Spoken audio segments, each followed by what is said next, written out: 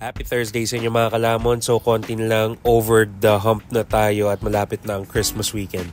So, nararamdaman nyo na ba yung lamig ng simoy ng hangin?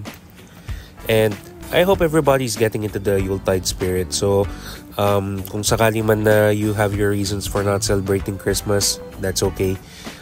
There was a point din na ganun din yung na-experience ko for quite some time and I totally understand.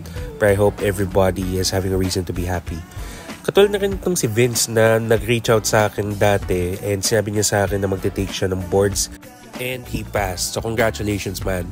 Shout out kay Edgar at saka kay Mohammed. Nice meeting you guys and subscribe to the YouTube channel for shoutouts. Yes sir. So I have here an item mula sa Chicken United. More on this on a separate video pero this chicken curry burger sobrang solid. That was good. And dahil lunchtime, tayo ay may pa-exchange gift. So, kumuha ng fries mula sa 24 Chicken. Yes, sir. That's pretty good. Ngayon, ito yung spread natin for today. Bawal kasi magutom sa team namin eh. Kaya, ganyan yung fiesta. Ako kumuha ko ng konting pizza. Yes. Pero, sinecure ang Sharon. Sir. So, ngayon, exchange gift natin. So, let me take you back. So, bumili ako ng regalo nung weekend for yung sa mabubunot.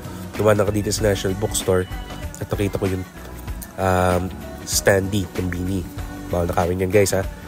Kumuha ko ng bag at saka mga angpaw. Yes, everybody's getting into the Christmas rush. Pagkatapos nun, fast forward to today, nag-exchange gift kami. So, let's just say na kahit na merong limit ay may mga ibang kusang naglabas.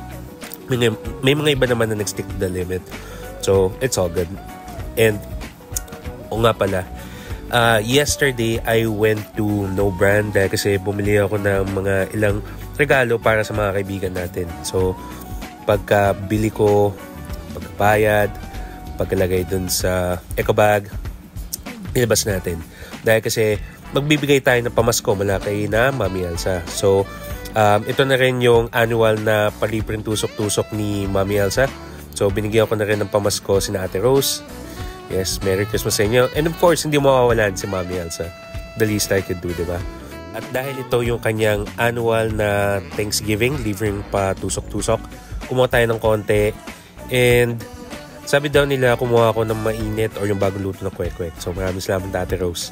So, pati nga din sina 139, meron din eh. Kumuha din. Everybody's getting their fix. Ang dami nangyayari ngayon, so unti-unti natin yung mga tropa. So, ano to, bukas, tingnan natin kung saan ako dadaan. Pero ang goal ko until Monday, dahil kasi Monday natin ang pinaka-latest na magsasara ay sina Jobert. So, tingnan natin kung kailan ko masasadya. Dami tao ngayon sa mga atin. Yuletide, no? Rest assured, lahat ng mga kasama natin mga Jolly Jeep ay magbibigyan. So, tusok-tusok mula kay Mami Elsa. Yes, sir. Panalo yun. So, pagdating ng pambansang uwian, tayo ay nakikinig kay G-Wolf at tayo ay tumawid sa kabila. So, lapit hapon sa Makati is always a treat if you ask me. So, you know, just ending the day lang na may naabutan pa yung last bit of sunlight before it descends into nighttime. So, I hope everybody got to day 4 ng Simbang Gabi and everybody again going home. So, may mga iba siguro mga papunta sa mga Christmas parties dahil kasi napakadaming tao today. Madami din siguro naghahabol dun sa last minute shopping. So, I hope everybody got it. So, whether kung naglakad kayo pa uwi, pa LRT, pa MRT, nag-dinner, nag-hangout with friends, reunion, nag-grab, nag-taxi, nag-carpool, or nagantay sa kahabaan ng pila ng jeep.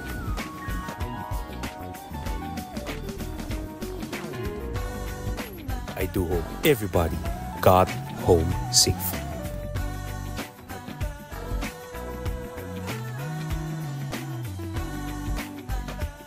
So shout out kay Bella, kay Pablo, kay Mami Ann, at saka kay Boss Jonas.